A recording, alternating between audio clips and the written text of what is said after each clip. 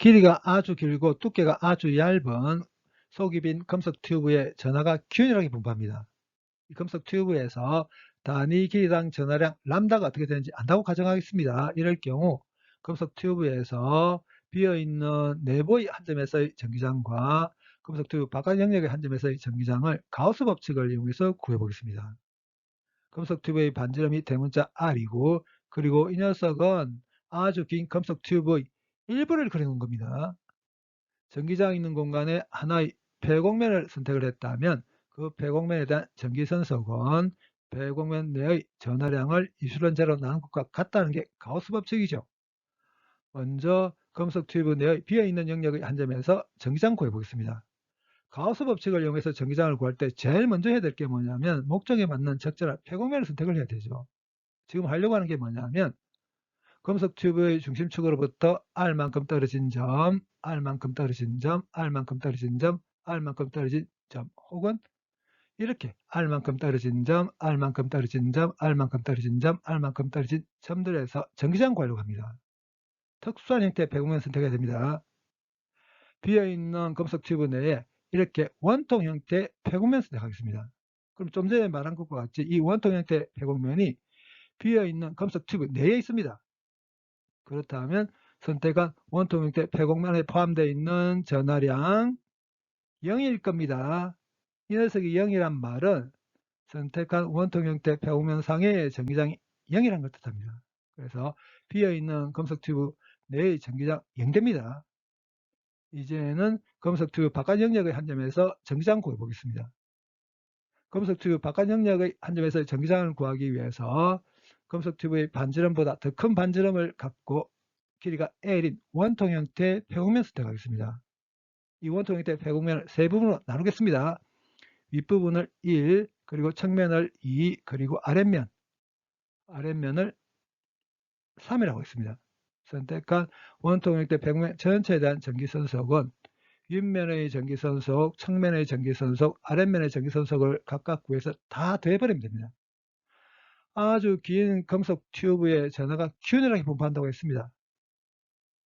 그렇기 때문에 금속 표면상에 한 점을 선택하겠습니다. 이 점을 선택했다면 이 점에서 전기력선은 금속 튜브 표면에 대해서 수직하게 나가서 배곡면 중에 측면의 이 부분을 수직하게 뚫고 나갑니다. 그 다음에 금속 튜브 상의 이 점을 선택했다면 이 점에서 전기력선은 수직하게 나와서 배곡면 중에 측면의 이 부분을 수직하게 뚫고 나옵니다. 그 다음에 금속 튜브 상에 이 점을 선택을 했다면 전기력선은 수직하게 나가서 배곡면 중에 측면의 이 부분을 수직하게 뚫고 나옵니다. 그 다음에 이 부분을 선택했다면 전기력선은 수직하게 나가서 배곡면 중에 측면의 이 부분을 수직하게 뚫고 나옵니다.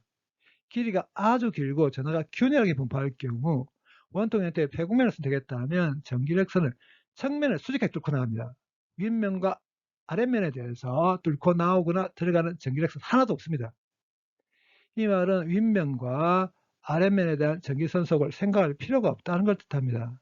측면에 대한 전기선속만 생각하면 됩니다.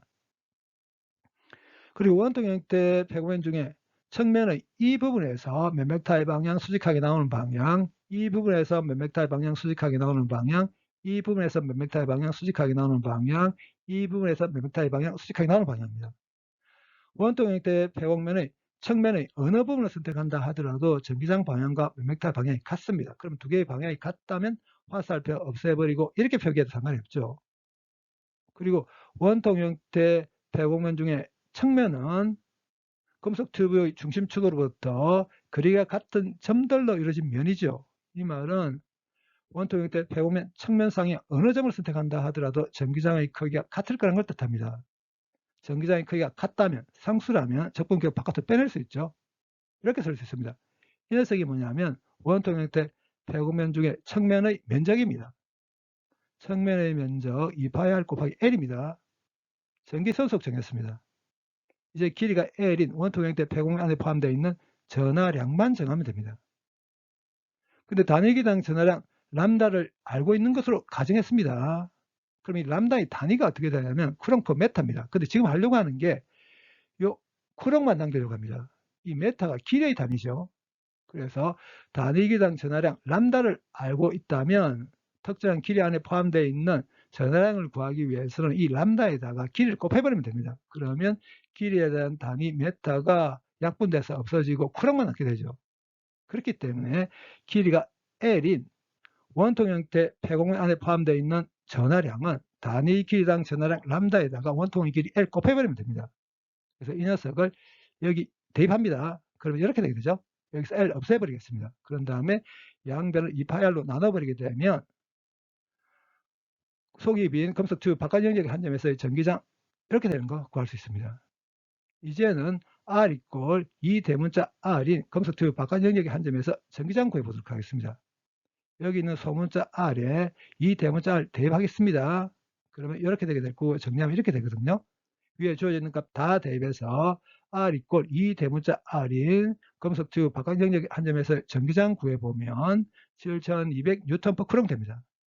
실제로 위에 주어져 있는 값들을 이용을 해서 금속 튜브 중심축에 대해서 R의 함수로 전기장이 어떻게 변하는지 그려보면 이렇게 됩니다.